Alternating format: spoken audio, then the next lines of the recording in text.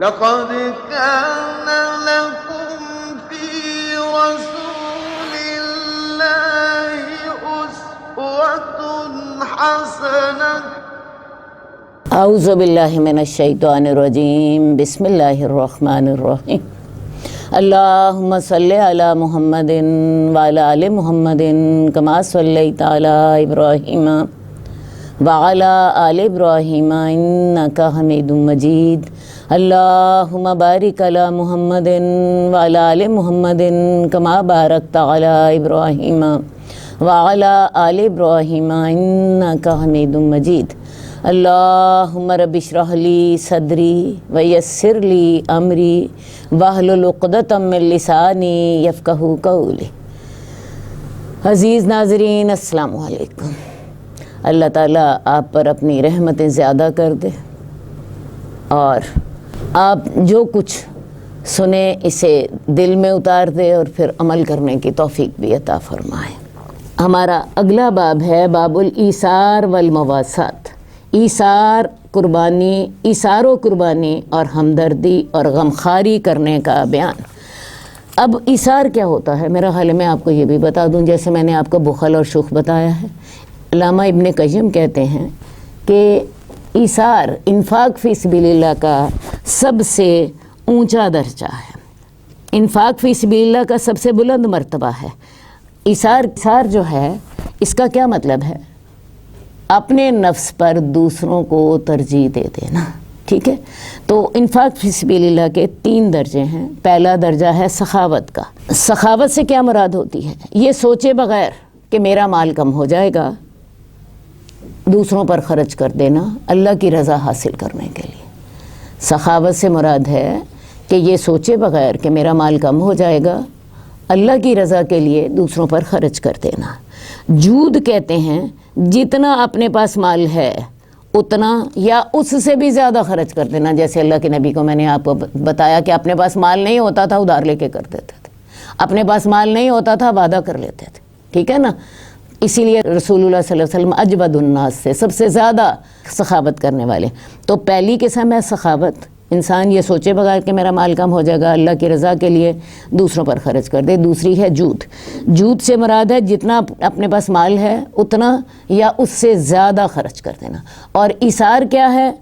کہ ضرورت ہونے کے باوجود دوسرے کو دے دینا، ضرورت ہونے کے باوجود دوسرے کو دے دینا۔ تو لہٰذا ایثار جو ہے یہ انفاق فی سبیل اللہ کا سب سے اونچا درجہ، ٹھیک ہے؟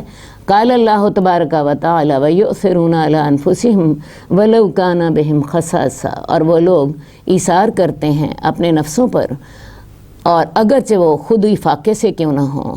یہ سورہ حشر کی آیت ہے اور اسی کا شان نزول جو ہے یہ اگلی حدیث میں آ رہا ہے جسے ہم ابھی پڑھیں گے۔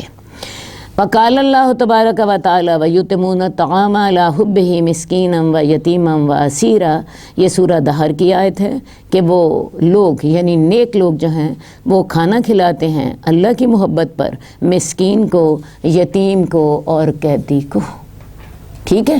تو بات یہ ہے کہ جو اللہ کے نیک بندے ہیں وہ اپنی بھوک ہونے کے باوجود یتیموں، مسکینوں اور قیدیوں کو بھی، قیدی کے بھی آپ کو پتہ ہے وسائل نہیں ہوتے، ان کو کھانا کھلاتے ہیں، ان کی اللہ تعالیٰ نے تعریف کی ہے۔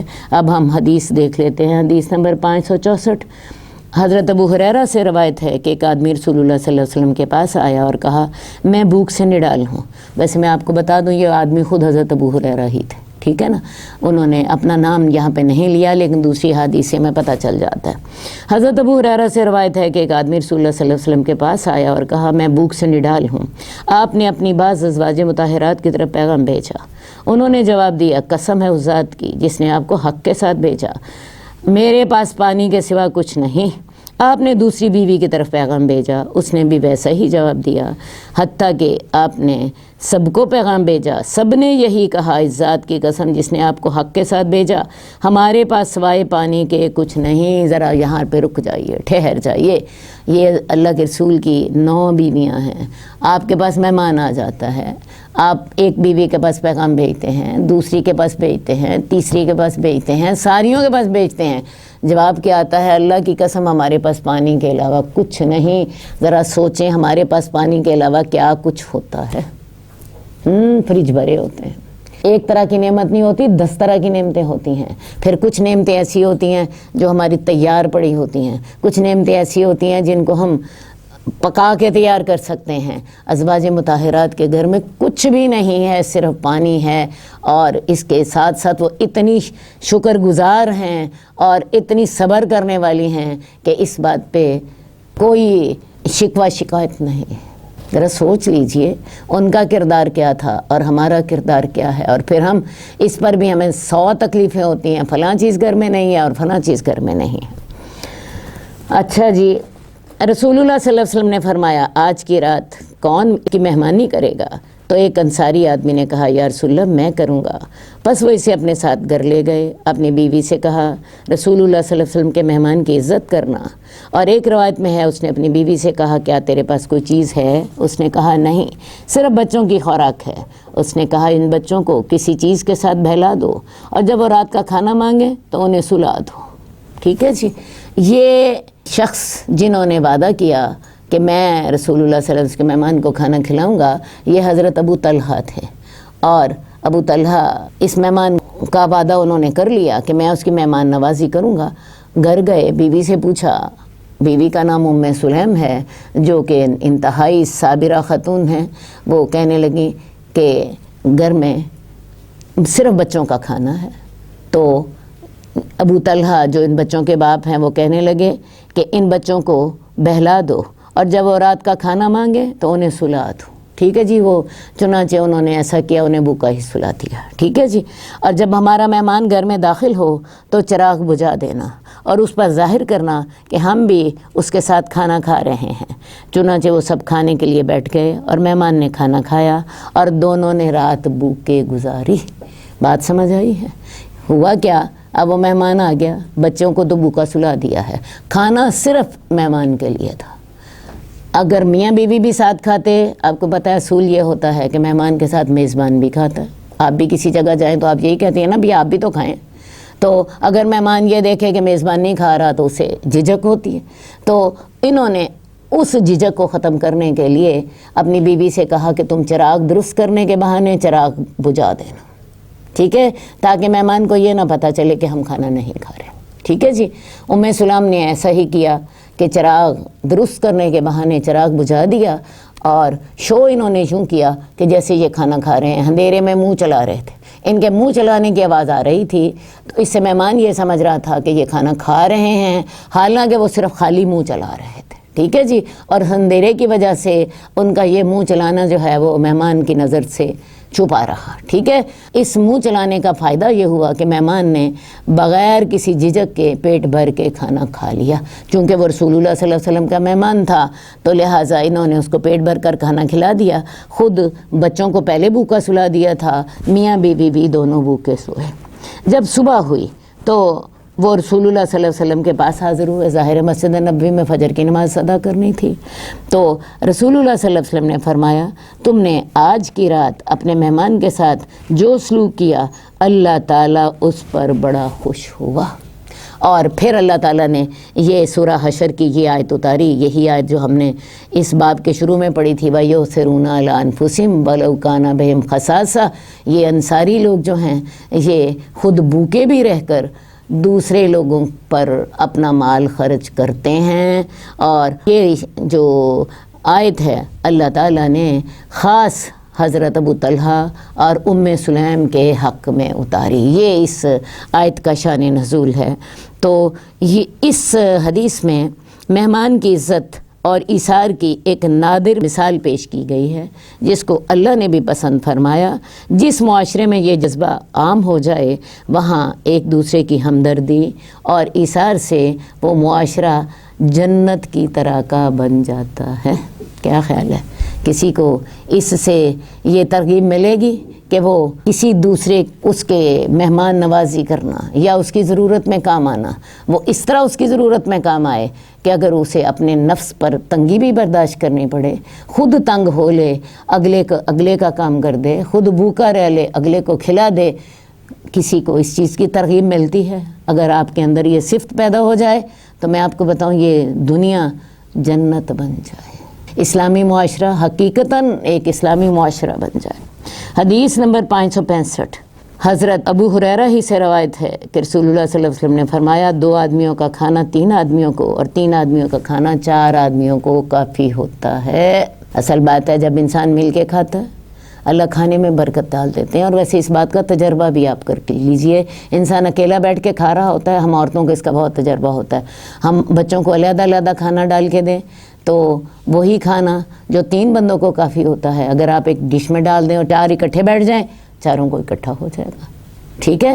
تو اللہ اس میں برکت ڈال دیتے ہیں، اور سب سے بڑی بات اللہ کے ہاں سے اجر بھی مل جاتا ہے۔ تو لہٰذا انسان کا اتنا دل کھلا ہونا چاہیے کہ کوئی بات نہیں، اگر ہم تینوں کے ساتھ چوتھا بھی شامل ہو جائے اللہ تعالیٰ کی طرف سے برکت ہو جائے گی۔ اور اس کو پریکٹیکلی کر کے دیکھیے، آپ دیکھیں واقعی پورا آ جاتا ہے، 4 آدمیوں کا کھانا 8 آدمیوں کو پورا آ جاتا ہے۔ ہوتا کیا ہے، فرق صرف اتنا پڑتا ہے کہ چلو جی آپ نے اتنا پیٹ بھر کر نہ کھایا، مناسب ساروں نے کھا لیا، ٹھیک ہے جی۔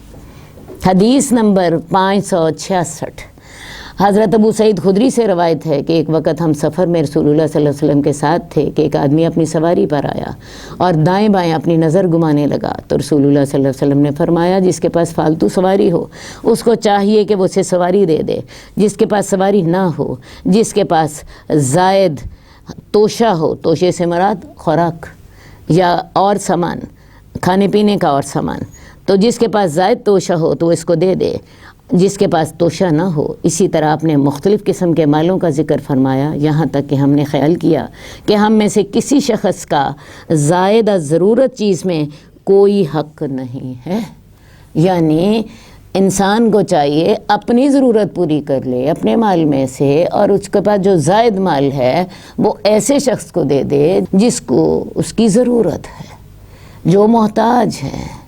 قرآن مجید میں یہی بات فرمائی گئی ہے، یسألونک ماذا ینفقون، وہ تیرے سے سوال کرتے ہیں وہ کیا خرچ کریں، قل العفو، اے نبی کہہ دو ضرورت سے زائد جتنا ہے خرچ کر دو۔ اصل بات ہے مال ہمارے پاس اللہ کی امانت ہے۔ آپ کہہ سکتے ہیں کہ جی مال ہم نے محنت سے کمایا، مال کے لیے جی ہم نے بڑی ڈگریاں لیں، اس کے لیے بڑی کوشش کی، لیکن ان ڈگریوں لینے کے لیے جو اللہ نے دماغ دینا تھا وہ اللہ نے ہی آپ کو دیا تھا، اس کے لیے اللہ نے ہی آپ کو توفیق دی تھی۔ تو اصل بات یہ ہے کہ مال آپ کے پاس اللہ کی ایک امانت ہے، آپ کا حق اس مال میں سے صرف اتنا ہے کہ آپ اس میں سے اپنی ضرورتیں پوری کر لیں، اور جو آپ کی ضرورت سے زائد ہو وہ اپنے ان بھائیوں کو دے دیں جو ان کے پاس مال نہیں ہے۔ اور یہی بات اس آیت میں بتائی گئی ہے، قل العفو، کہہ دیجئے ضرورت سے زائد، ٹھیک ہے؟ باقی یہ جو مال آپ خرچ کریں گے اس کا اجر اللہ کے ہاں آپ کو ملے گا، اجر اللہ کے ہاں آپ کو ملے گا۔ اور جو انسان مال خرچ کرتا جاتا ہے اللہ کے ہاں اس کی قربت بڑھتی چلی جاتی ہے، وہ اللہ کے زیادہ قریب ہوتا چلا جاتا ہے۔ ہمارے ملک میں اس وقت آبادی تقریباً 40% آبادی غربت کی لکیر کے نیچے ہے۔ کووڈ نے جو پہلے کاروبار تھے وہ بھی ختم کر دیے، جو امیر آدمی تھا اس کو تو کووڈ کا فرق کوئی نہ پڑا، اس کی آمدنی میں تھوڑی کمی ہو گئی، لیکن جو غریب آدمی تھا، جو دہاڑی دار آدمی تھا، وہ اس کا کاروبار بالکل بند ہو گیا، لوگوں کو کھانے کے لالے پڑ گئے، لوگوں کے گھر آٹا نہیں، اور اس کے بعد پھر مہنگائی اتنی بڑھ گئی۔ تو آج پاکستان میں 40% آبادی غربت کی جو لکیر ہے اس سے نیچے ہے۔ تو آج ضرورت ہے اس جذبے کی، آگے بڑھیے۔ آپ کے مال میں اگر آپ چاہتے ہیں برکت ہو جائے، آپ کا مال بڑھ جائے، آپ کے مال میں اضافہ ہو جائے، تو ایسا کیجئے اپنے مال میں سے اللہ کے بندوں کا حق نکالیں۔ پیچھے ہم نے پڑھا تھا جو اپنا مال کا تیسرا حصہ اللہ کے راستے میں دیتا ہے اللہ تعالیٰ اس کے لیے بادلوں کو حکم دیتے ہیں کہ وہ چٹیل میدانوں میں جا کے اس کے کھیتوں کو سیراب کریں، تو اس سے آپ کے مال میں اضافہ بھی ہوگا، انشاءاللہ کمی نہیں ہوگی۔ ویسے بھی اللہ کے رسول صلی اللہ علیہ وسلم نے قسم کھا کر فرمایا تھا کہ اللہ کی قسم، اللہ کی راہ میں خرچ کرنے سے مال کم نہیں ہوتا۔ تو یہ 40% جو ہماری آبادی اس وقت غربت کی لکیر سے نیچے ہے، اگر ہمارے جو ایسے بہن بھائی جن کو اللہ تعالیٰ نے مناسب مال دیا ہے یا ضرورت سے زائد مال دیا ہے، وہ اپنے مال کو خرچ کریں، اللہ کی قسم ان کا مال کم بھی نہیں ہوگا اور ان لوگوں کی ضرورت بھی پوری ہو جائے گی۔ اور میں آپ کو بات بتاؤں، یہ جب آپ اللہ کے راستے میں صدقہ کرتے ہیں تو ہوتا کیا ہے، یہ صدقہ جو ہے یہ قیامت والے دن عرش کے سائے تلے آپ کو جگہ ملے گی۔ جو شخص صدقہ کرتا ہے اس حال میں کہ اس کے بائیں ہاتھ کو نہیں پتا کہ دائیں نے کیا دیا ہے، تو ایسے شخص کو اللہ تعالیٰ اپنے عرش کا سایہ نصیب فرمائیں گے جس دن کوئی سایہ نہیں ہوگا۔ اس کے علاوہ ایک اور حدیث میں آتا ہے کہ قیامت والے دن انسان اپنے صدقے کے سائے میں ہوگا۔ ٹھیک ہے جی، دنیا میں جب آپ کسی کی ضرورت پوری کرتے ہیں تو اس کے دل سے جو دعائیں نکلتی ہیں ان دعاؤں کے ساتھ آپ پر اللہ رحمت فرما دیتے ہیں۔ تیسری بات، صدقہ اللہ کے غصے کو ٹھنڈا کرتا ہے، صدقے کے ساتھ بلائیں ٹل جاتی ہیں، صدقے کے ساتھ آپ کے مال میں اللہ کی قسم اضافہ ہوتا ہے، کمی نہیں ہوتی۔ تو صدقے کا کوئی ایک فائدہ نہیں ہے، صدقے کے بے شمار فائدے ہیں۔ سب سے فائدہ یہ ہے، بڑا فائدہ، اللہ کا غصہ ٹھنڈا ہوتا ہے۔ جو محتاج لوگوں کے دلوں سے نکلی ہوئی دعائیں آپ کے لیے مغفرت کے رستے کھول دیتی ہیں، آپ کی بلائیں ٹل جاتی ہیں۔ قیامت کے دن آپ کو اپنے صدقے کا سایہ نصیب ہوگا، اور پھر سب سے بڑی بات، صدقے کے ساتھ آپ کے گناہ معاف ہو جاتے ہیں، لوگوں کے اندر مقبولیت ہوتی ہے، مال بڑھتا ہے، بتاتے جاؤ صدقے کے فائدے تو ختم نہیں ہوتے۔ تو اس اختیار کر لیجئے۔ حدیث نمبر 567، حضرت سہل بن سعد سے روایت ہے، ایک عورت رسول اللہ صلی اللہ علیہ وسلم کے پاس ایک بنی ہوئی چادر لے کر آئی اور کہنے لگی میں نے اسے اپنے ہاتھ سے بنا ہے تاکہ آپ کو پہناؤں۔ رسول اللہ صلی اللہ علیہ وسلم نے اسے اپنے ضرورت کی چیز سمجھتے ہوئے قبول فرما لیا اور اسے تہبند کے طور پر باندھ کر ہمارے درمیان تشریف لائے۔ ایک صاحب نے کہا یہ تو آپ مجھے پہنا دیں، کس قدر خوبصورت ہے یہ چادر۔ آپ نے فرمایا اچھا۔ رسول اللہ صلی اللہ علیہ وآلہ وسلم مجلس میں بیٹھ گئے، پھر واپس گئے اور اس چادر کو اتار کر لپیٹا اور اس آدمی کی طرف اس کو بھیج دیا۔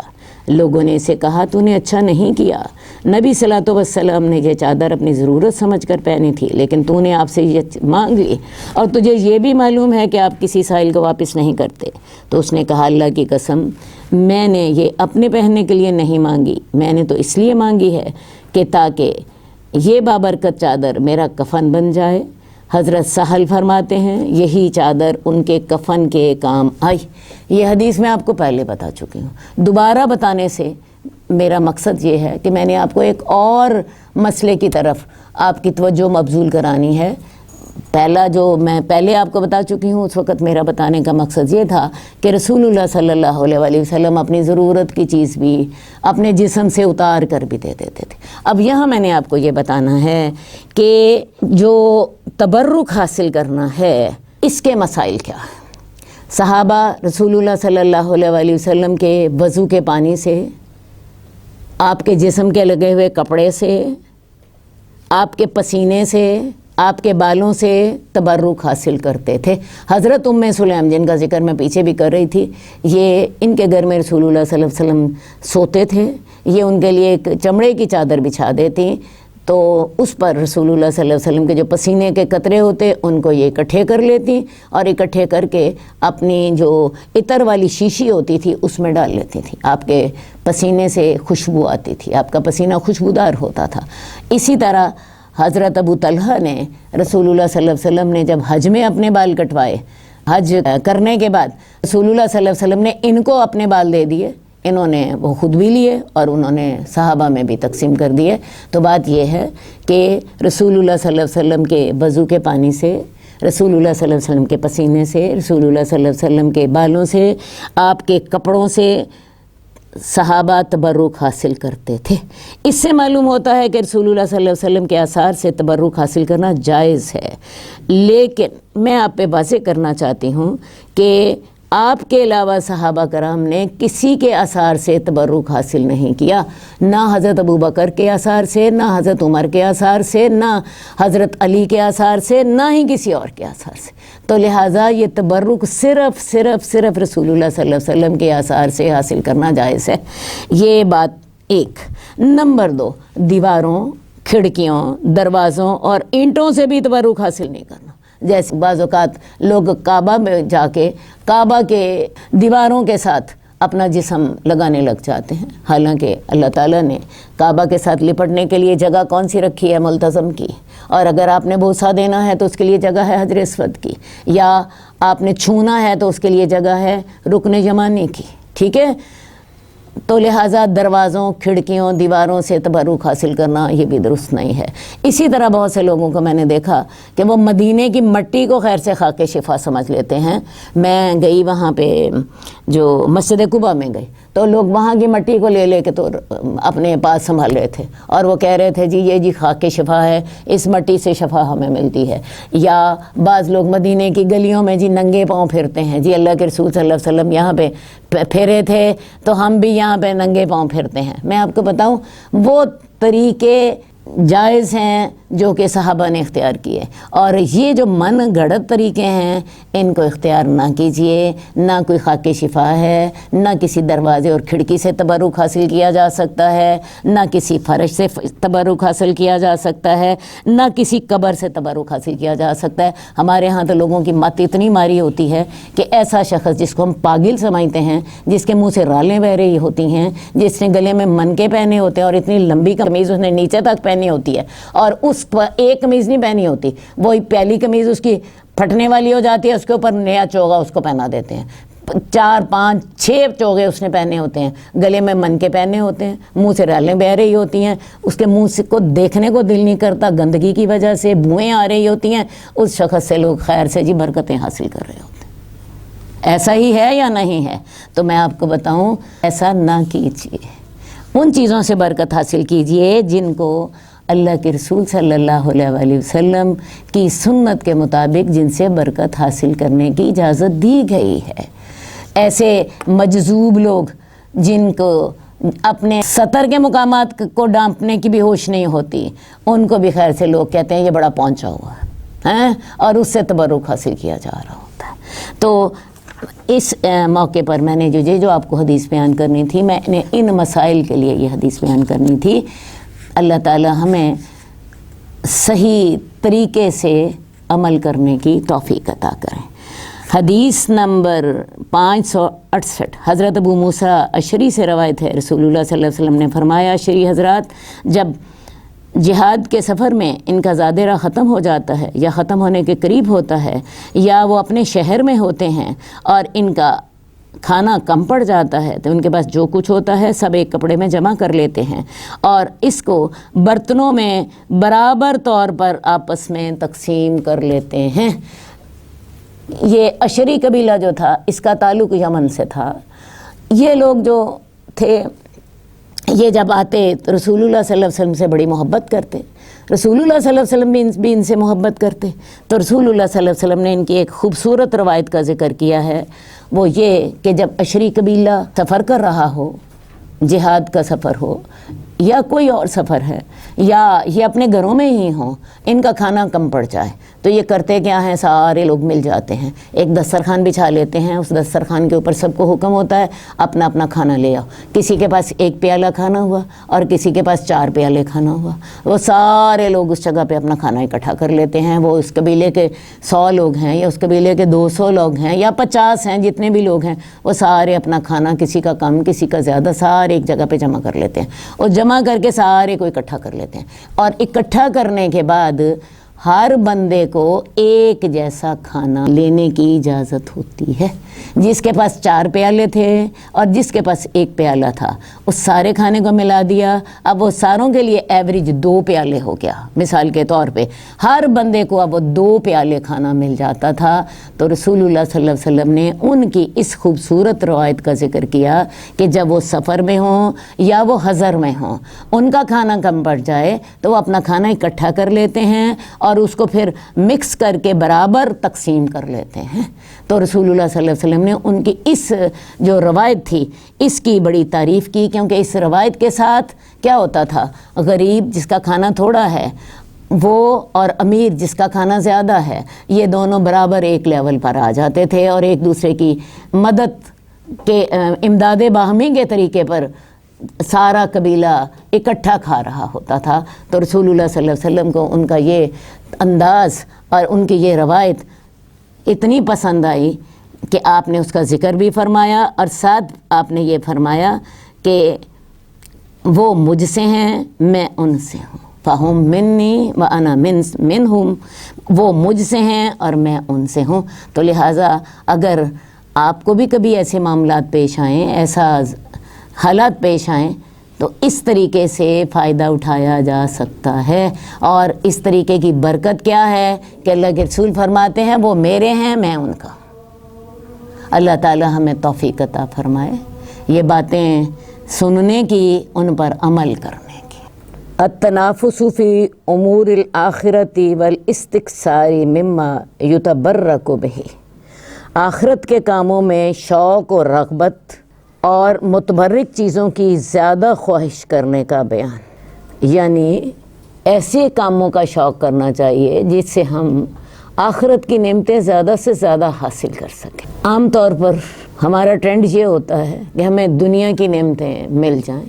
آج دیکھ لیجئے ہر شخص اسی کوشش میں لگا ہوا ہے کہ زیادہ سے زیادہ دنیا کی نعمتوں کو وہ اکٹھا کر لے۔ تو اگر آپ نے کوشش کرنی ہے تو آخرت کی نعمتوں کو حاصل کرنے میں مقابلہ کیجئے، فاستبقوا الخیرات، نیکی کرنے میں سبقت لے جائیے، ایسے کاموں کو کرنے میں سبقت کریں جن سے آخرت کا گھر مل سکے۔ یہ ہے مفہوم اس باب کا۔ قال اللہ تبارک و تعالی وفی ذلک فلیتنافس المتنافسون، اللہ رب العزت نے فرمایا اور اس جنت کے بارے میں ہی رغبت کرنے والوں کو رغبت کرنی چاہیے۔ اس آیت سے پہلے اللہ تعالیٰ نے جنت کی بعض نعمتوں کا ذکر کیا، اور پھر بعد میں انسانوں کو ترغیب دی کہ اس جنت کی نعمتیں حاصل کرنے میں تمہیں ایک دوسرے سے سبقت لے جانی چاہیے، کوشش اور محنت کرنی چاہیے۔ حدیث نمبر 569 حضرت سہل بن سعد سے روایت ہے کہ رسول اللہ صلی اللہ علیہ وسلم کے پاس ایک مشروب پانی یا دودھ وغیرہ لایا گیا، آپ نے اس میں سے کچھ پیا۔ آپ کی دائیں طرف ایک لڑکا اور بائیں جانب بزرگ قسم کے لوگ تھے۔ بس آپ نے لڑکے سے فرمایا کیا تو مجھے اس بات کی اجازت دیتا ہے کہ میں ان بزرگوں کو دے دوں؟ لڑکے نے کہا نہیں، اللہ کی قسم، اے اللہ کے رسول، میں آپ کی طرف سے ملنے والے اپنے حصے میں سے کسی کو ترجیح نہیں دوں گا۔ بس رسول اللہ صلی اللہ علیہ وسلم نے وہ پیالہ اس لڑکے کے ہاتھ پر رکھ دیا۔ رسول اللہ صلی اللہ علیہ وسلم کی محفل میں بڑے بھی شریک ہوتے، چھوٹے بھی شریک ہوتے، بزرگ بھی ہوتے، کم عمر بھی شریک ہوتے، شہری بھی ہوتے، دیہاتی بھی ہوتے۔ اب رسول اللہ صلی اللہ علیہ وسلم کا طریقہ یہ تھا کہ اپنی محفل میں جب آپ کسی کو کچھ دینے لگتے تو ہمیشہ دائیں طرف سے آغاز کرتے، ہمیشہ دائیں طرف سے آغاز کرتے۔ تو ایک دفعہ رسول اللہ صلی اللہ علیہ وسلم نے پانی یا دودھ کچھ بھی پیا، اور پینے کے بعد جو اپنا بچا ہوا تبرک تھا وہ آپ نے دینا چاہا، تو دائیں طرف عبداللہ بن عباس بیٹھے ہوئے تھے۔ عبداللہ بن عباس کم عمر صحابہ میں سے تھے، اور بائیں طرف کوئی بڑے صحابہ تھے۔ رسول اللہ صلی اللہ علیہ وسلم نے حضرت عبداللہ بن عباس سے سوال کیا کہ کیا میں ان دوسرے صحابہ کو دے دوں؟ آپ چاہتے تھے کہ اس طرح ان کی عزت افزائی فرمائیں، لیکن رسول اللہ صلی اللہ علیہ وسلم کے دور میں بچوں کی بھی اس طرح کی تربیت ہو گئی ہوئی تھی کہ حضرت عبداللہ بن عباس کہنے لگے اللہ کی قسم، اے اللہ کے رسول، آپ کی طرف سے جو مجھے تبرک مل رہا ہے، جو برکت والی چیز مل گئی ہے، جس کو آپ نے پہلے پیا ہے اور آپ کے دہن مبارک نے اسے چھوا ہے، تو میں اس برکت والی چیز کے بارے میں کسی کو اپنے اوپر ترجیح نہیں دوں گا۔ مراد کیا تھی کہ یا رسول اللہ مجھے ہی دیجیے، یہ برکت والی چیز میں نے ہی لینی ہے۔ اور لیکن آپ دیکھیں کہنے کا انداز اتنا خوبصورت ہے، یہ نہیں کہا کہ یا رسول اللہ مجھے دیجیے، کہنے لگے یا رسول اللہ اتنی برکت والی چیز ہے تو آپ کی جو یہ بچی ہوئی چیز ہے اس کے سلسلے میں کسی کو اپنے اوپر ترجیح نہیں دوں گا۔ رسول اللہ صلی اللہ علیہ وسلم کی جو بچی ہوئی چیز ہے اس کی فضیلت بھی بیان کر دی، ہاں، اور اپنا مدعا بھی بیان کر دیا۔ تو رسول اللہ صلی اللہ علیہ وسلم کے دور میں بچے بھی اتنے سمجھدار ہوتے تھے کہ انہیں پتہ ہوتا تھا کہ رسول اللہ صلی اللہ علیہ وسلم کی جو بچی ہوئی چیز ہے یہ ہمیں ہی حاصل کرنی ہے اور ہمیں ہی اس کو پینا ہے اور پی کے تبرک حاصل کرنا ہے۔ تو لہٰذا اصل مسئلہ جو آپ کا یہاں پہ ثابت ہوا وہ وہی کہ ان چیزوں پہ آپ کو سبقت لے جانی چاہیے جن چیزوں پر آپ کو آخرت کا اجر ملنے کی توقع ہو۔ دوسری بات آپ کو یہ سمجھ آئی کہ جو بڑوں کی محفلیں ہیں ان میں بچوں کو بھی جانا چاہیے، اسی لیے رسول اللہ صلی اللہ علیہ وسلم مسجد میں کبھی چھوٹے بچوں کے آنے کو بھی منع نہیں فرماتے تھے، حالانکہ چھوٹے بچے روتے بھی تھے، تنگ بھی کرتے تھے، اور ان کی وجہ سے آپ کو نماز بھی چھوٹی کرنی پڑتی تھی۔ تو لہٰذا محفلوں میں بچوں کو بھی آنا چاہیے۔ دوسری بات ہے کہ جب بھی کوئی چیز دینی ہے، تقسیم کرنی ہے، تو اس کا آغاز دائیں طرف سے کیجیے۔ حضرت ابو ہریرہ سے روایت ہے، رسول اللہ صلی اللہ علیہ وسلم نے فرمایا اس دوران کہ ایوب علیہ السلام کپڑے اتار کر غسل فرما رہے تھے کہ ان پر سونے کی ٹڈیاں گرنے لگیں۔ حضرت ایوب انہیں لپ بھر بھر کر اپنے کپڑے میں رکھنے لگے تو اللہ عز و جل نے آسمان سے انہیں پکارا، اے ایوب، کیا میں نے تمہیں ان چیزوں سے بے نیاز نہیں کر دیا تھا جنہیں تو دیکھ رہا ہے؟ حضرت ایوب علیہ السلام نے عرض کیا، کیوں نہیں، تیری عزت کی قسم، لیکن تیری برکت سے جو تو مجھ پر نازل کرے میں بے نیاز نہیں ہو سکتا۔ حضرت ایوب اللہ تعالیٰ کے بڑے جلیل القدر پیغمبر ہیں، ان پر اللہ تعالیٰ نے ایک ایسی آزمائش بھیجی جو کہ خاصی لمبی ہو گئی۔ ان کو کوئی جلدی بیماری ہو گئی تھی جس کے ساتھ ان کے جسم میں کیڑے پڑ گئے تھے، اور ان کا سارا خاندان اس بیماری کی وجہ سے انہیں چھوڑ گیا، صرف ایک بیوی ان کے ساتھ رہ گئی۔ تو یہ 13 سال تک اس بیماری میں مبتلا رہے۔ اللہ تعالیٰ نے اتنی لمبی مدت کے بعد ان کو شفا دی، ان کو حکم دیا کہ فلاں فلاں جگہ پہ جاؤ اور فلاں جگہ پہ فلاں چشمے سے غسل کرو۔ انہوں نے غسل کیا، اللہ تعالیٰ نے آہستہ آہستہ ان کو صحت دے دی، اور نہ صرف صحت دی بلکہ ان کو ان کا جو مال اور اولاد جو چلا گیا تھا وہ دوبارہ دے دیا، بلکہ مزید اتنا اور بھی دے دیا۔ تو یہ جو واقعہ ہے یہ اس وقت کا ہے جب اللہ تعالیٰ نے ان کو صحت دے دی تھی اور ان کو مال اور اولاد وغیرہ عطا فرما دی تھی۔ تو اللہ تعالیٰ کی طرف سے ان پر یہ کرم نوازی ہوئی کہ ان کے اوپر سونے کی ٹڈیوں کی بارش ہوئی۔ تو حضرت ایوب نے لپ بھر بھر کر اکٹھا کرنے لگے تو اللہ رب العزت نے انہیں پکارا کہ اے ایوب، میں نے تمہیں ان چیزوں سے بے نیاز نہیں کر دیا، میں نے تجھے تیرا مال اور اولاد واپس لوٹا دیے ہیں، تو اب تو ان چیزوں سے تو بے نیاز ہے۔ تو حضرت ایوب نے بڑا ہی خوبصورت جواب دیا کہ اللہ تعالیٰ، میں تیری رحمت سے تو بے نیاز نہیں ہوں، یہ تیری رحمت ہے جو تم میرے اوپر کر رہا ہے، تو لہٰذا میں اللہ تعالیٰ تیری رحمت سے میں بے نیاز نہیں ہوں، مجھے تیری عزت کی قسم، تو جو برکت مجھ پر نازل کر رہا ہے میں اس سے بے نیاز نہیں ہوں۔ تو یہاں بھی وہی بات ہے کہ اللہ تعالیٰ کی طرف سے جو رحمت مل رہی ہے اس رحمت سے حضرت ایوب بھی بے نیاز نہیں تھے۔ ہمارا اگلا باب ہے شکر گزار مالدار کی فضیلت کا بیان، اور شکر گزار مالدار وہ ہے جو جائز طریقے سے مال حاصل کرے اور ایسی جگہوں پر خرچ کرے جہاں خرچ کرنے کا حکم ہے۔ اللہ رب العزت نے فرمایا، وَأَمَّا مَنْ آتَى وَاتَّقَى وَصَدَّقَ بِالْحُسْنَى فَسَنُيَسِّرُهُ لِلْيُسْرَى۔ جو شخص اللہ کے راستے میں مال خرچ کرتا ہے اور اللہ سے ڈرتا ہے اور نیکی کی تصدیق کرتا ہے تو ہم اسے نیکی کے راستے کو اس کے لیے آسان فرما دیں گے۔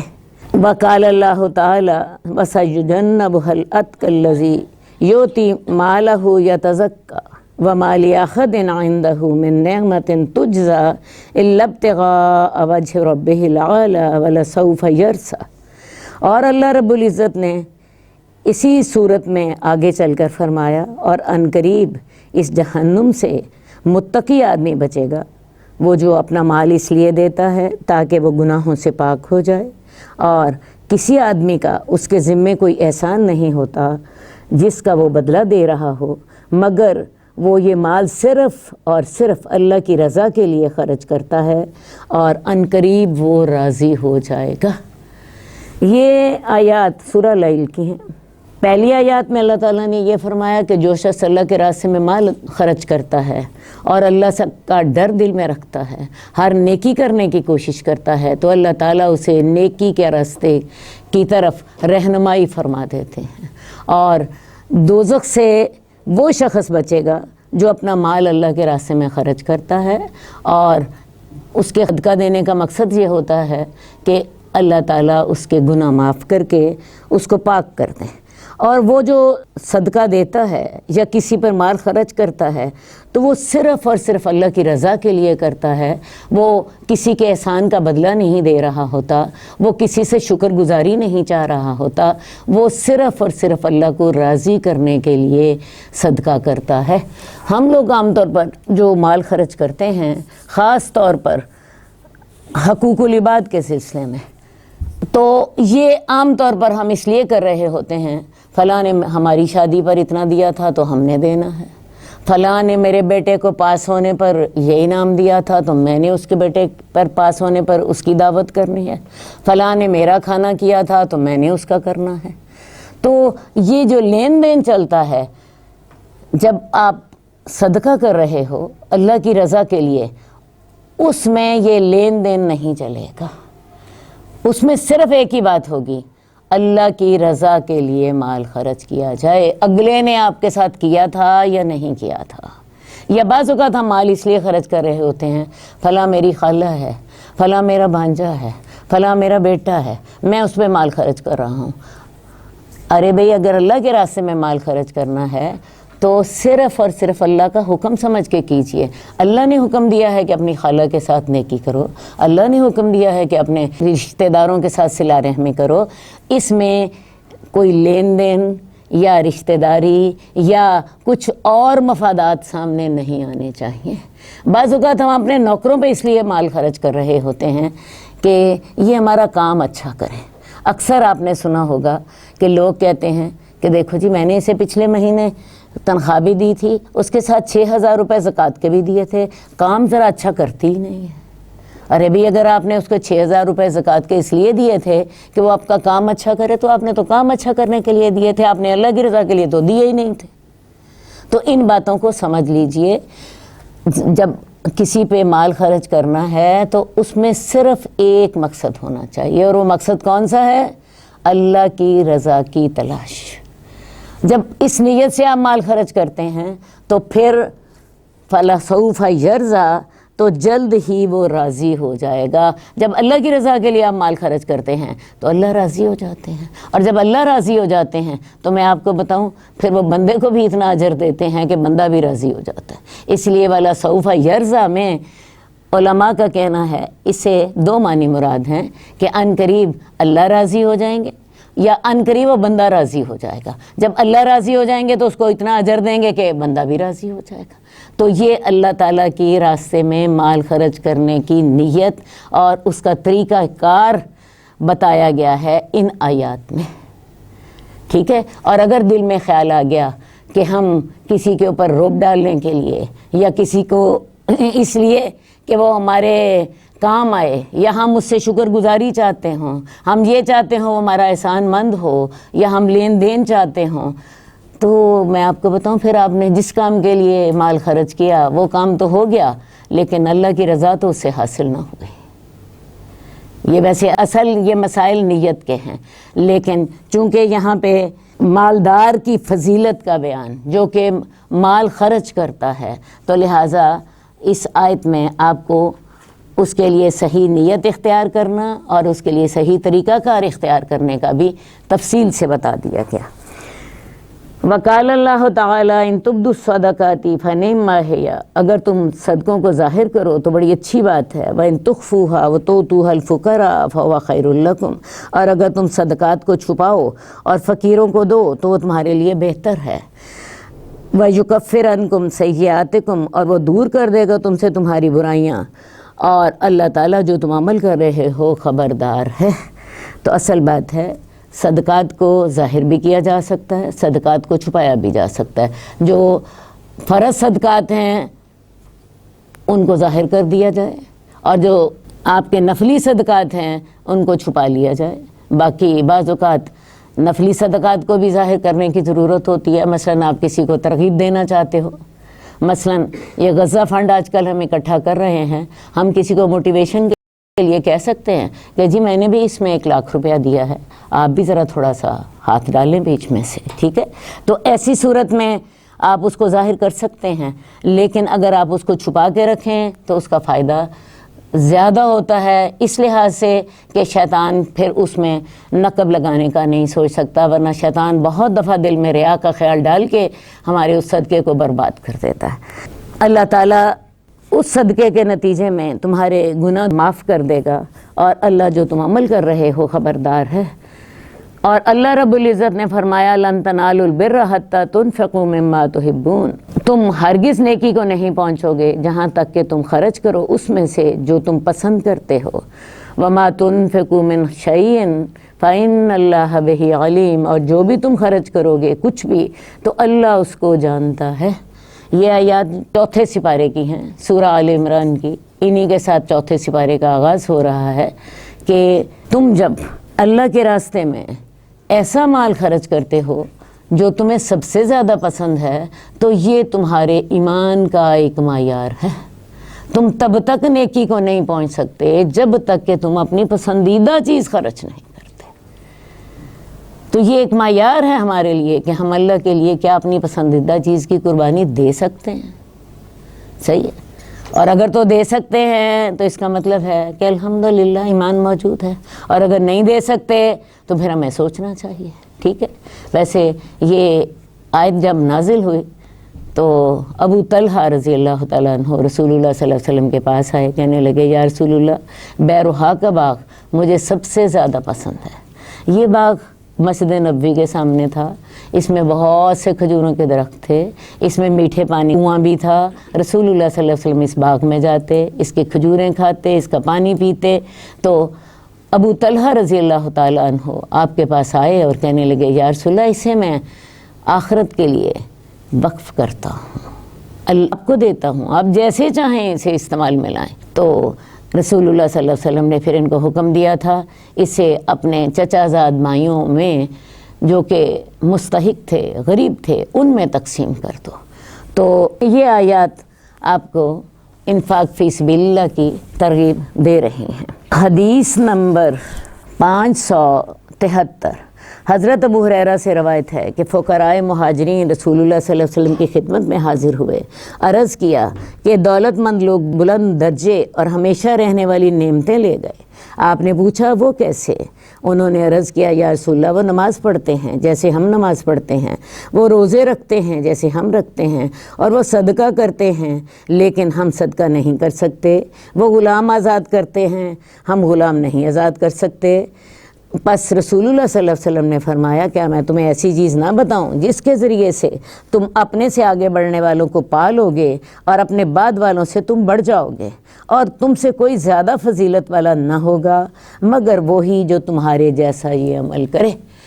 دیکھیے جی مسئلہ کیا ہے، غریب صحابہ رسول اللہ صلی اللہ علیہ وسلم کے پاس شکوہ لے کر آئے ہیں کہ یا رسول اللہ جو مالدار صحابہ ہیں وہ ہم سے اجر میں بہت بڑھ گئے۔ آپ کے سوال کرنے پر انہوں نے جواب دیا یا رسول اللہ ہم بھی نماز پڑھتے ہیں وہ بھی نماز پڑھتے ہیں، ہم روزے رکھتے ہیں وہ بھی روزہ رکھتے ہیں، لیکن وہ بعض ایسی نیکیاں کر لیتے ہیں جو کہ غریب ہونے کی وجہ سے ہم نہیں کر سکتے۔ مثال کے طور پہ وہ حج اور عمرہ کر لیتے ہیں، وہ صدقہ کر لیتے ہیں، وہ جہاد کے لیے مال خرچ کر لیتے ہیں، جبکہ ہم غریب ہونے کی وجہ سے نہیں کر سکتے۔ تو رسول اللہ صلی اللہ علیہ وسلم نے تسلی دی کہ میں تمہیں ایک ایسا عمل بتاتا ہوں جس کو اگر تم کر لو تو تم سے کوئی آگے نہیں بڑھ سکے گا، ہاں وہ آگے بڑھ سکے گا جس نے وہی عمل کیا ہوگا، اور تم لوگوں سے آگے بڑھ جاؤ گے۔ اب صحابہ کو تسلی ہو گئی، انہوں نے کہا یا رسول اللہ ہمیں وہ عمل ضرور بتائیے۔ آپ نے ارشاد فرمایا تم ہر نماز کے بعد 33 مرتبہ سبحان اللہ، 33 مرتبہ الحمدللہ اور 33 مرتبہ اللہ اکبر پڑھ لیا کرو۔ یہ وہی تسبیحات ہیں جو ہم ہر نماز کے بعد کرتے ہیں۔ تو رسول اللہ صلی اللہ علیہ وسلم نے یہ عمل غریب صحابہ کو بتایا کہ اگر تم ہر نماز کے بعد یہ عمل کرنے لگ جاؤ تو تم امیر صحابہ کے برابر آ جاؤ گے اور تم سے کوئی آگے نہیں بڑھ سکے گا۔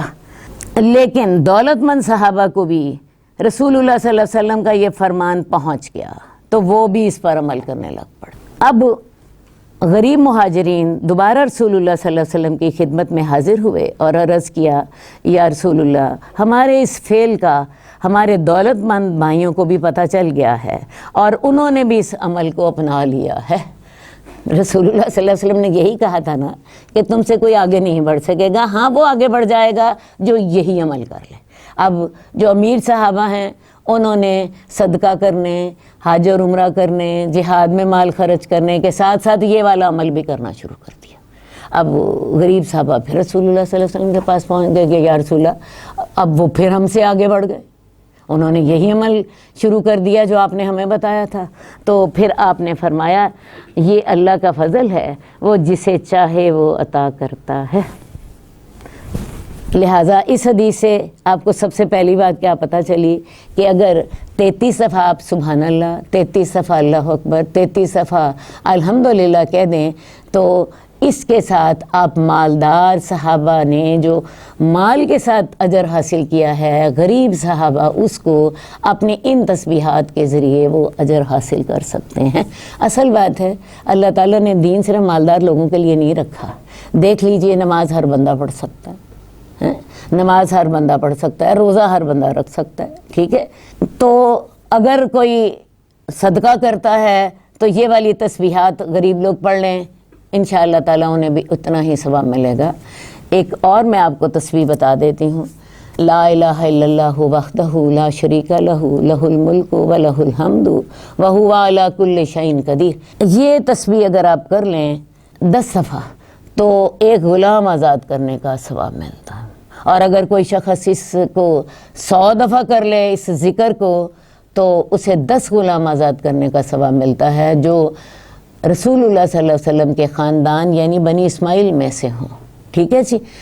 یہ جو آپ نے 33 دفعہ تسبیحات کرنی ہیں، اللہ اکبر 33 دفعہ، 33 دفعہ سبحان اللہ، 33 دفعہ الحمدللہ، یہ ہر نماز کے بعد آپ نے فرض نماز ادا کی اور اس کے بعد آپ نے یہ تسبیحات کر لیں، اور یہ 99 دفعہ ہوں گی۔ 100واں جو آپ نے کلمہ وہی تسبیح اختیار کرنی ہے جو میں نے ابھی آپ کو کہی ہے، لا الہ الا اللہ وحدہ لا شریک لہ لہ الملک و لہ الحمد وہو علی کل شیء قدیر۔ اس کے ساتھ 100 کی تعداد مکمل کر دیں تو انشاءاللہ تعالیٰ یہ تسبیحات صدقے کے قائم مقام ہو جاتی ہیں انشاءاللہ العزیز۔ اب یہ ہے کہ ایک تو یہ والی تسبیح ہے جو میں نے ابھی آپ کو بتائی، بلکہ رسول اللہ صلی اللہ علیہ وسلم نے بتائی، اس کے ساتھ مالدار صحابہ کے اجر کے آپ برابر جا سکتے ہو، ٹھیک ہے جی؟ دوسری بات یہ ہے کہ جہاں پہ رسول اللہ صلی اللہ علیہ وآلہ وسلم نے مختلف تسبیحات یا وظائف کے سلسلے میں عدد کا ذکر کیا ہے وہاں کمی بیشی نہ کی جائے۔ ایسا نہ کیا جائے کہ 33 کی جگہ آپ 30 دفعہ کر لیں یا 33 کی جگہ پہ آپ 10 کر لیں، ٹھیک ہے؟ ہاں جہاں پہ رسول اللہ صلی اللہ علیہ وسلم نے کسی عدد کا تعین نہیں کیا وہاں پہ آپ جتنا چاہیں کر لیں، جہاں پہ آپ نے عدد کا تعین کیا ہے اسی عدد کے تعین کے ساتھ ہی اسے پڑھیں، ورنہ آپ کو وہ برکت یا وہ اثر حاصل نہیں ہوگا۔ دوسری بات اس حدیث سے ایک اور آپ کے سامنے آ رہی ہے کہ صحابہ کس طرح نیکی کے کاموں میں بڑھ چڑھ کر حصہ لیتے تھے، اور اگر انہیں یہ محسوس ہوتا تھا کہ فلاں ہم سے آگے بڑھ گئے ہیں تو انہیں اس بات کی فکر ہوتی تھی کہ ہمیں بھی نیکی کے کاموں میں سبقت لے جانی ہے اور ہم کس طرح فلاں سے نیکی کے کام میں آگے بڑھ سکتے ہیں۔ ایک بات کی اور بھی سمجھ آئی کہ اگر مالدار لوگ یہ جسمانی عبادتیں کر رہے ہوں اور اس کے ساتھ وہ مالی عبادتیں بھی کر رہے ہوں تو اس کے بارے میں رسول اللہ صلی اللہ علیہ وسلم نے کیا فرمایا؟ ذالک فضل اللہ یؤتیہ من یشاء، یہ اللہ کا فضل ہے، وہ جسے چاہتا ہے وہ عطا فرما دیتا ہے۔ تو لہٰذا مالدار لوگوں نے جسمانی عبادات بھی کر لیں اور ساتھ ہی مالی عبادات بھی کر لیں، ان کا رتبہ پھر دوسروں سے بڑھ گیا۔ اللہم صلی علی محمد وعلی آل محمد کما صلیت علی ابراہیم وعلی آل ابراہیم انک حمید مجید اللہم بارک علی محمد وعلی آل محمد کما بارکت علی ابراہیم وعلی آل ابراہیم انک حمید مجید مولاي صل وسلم دائما أبدا